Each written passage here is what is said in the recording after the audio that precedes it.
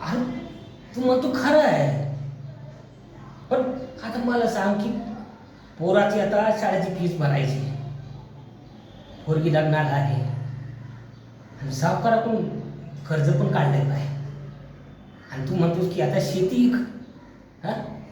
अरे शेती माझ्यासाठी आई आहे, मी माय आहे, सगळं काय आहे ती मी हा. आणि तू मला शेती काय सांगायलास होय हा. अरे नाही रे बाप्पा, मी स्वतःला ऐकल, पण माझ्या माईला नाही ऐकू शकत मी.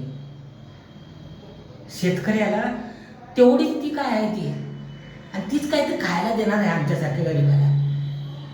नाही तर हे काय राजकीय नेते, चला याचाच आहे त्याचाच आहे करायचं, आणि आम्ही नुसतं भाकरी मागितली तरी काय, मागितलं तरी काय तुम्हाला मी, आणि तुम्ही सांगता की त्या नेत्यासाठी मी जमीन विकायची व्हाय. अरे नाही जमत विकायला आम्हाला.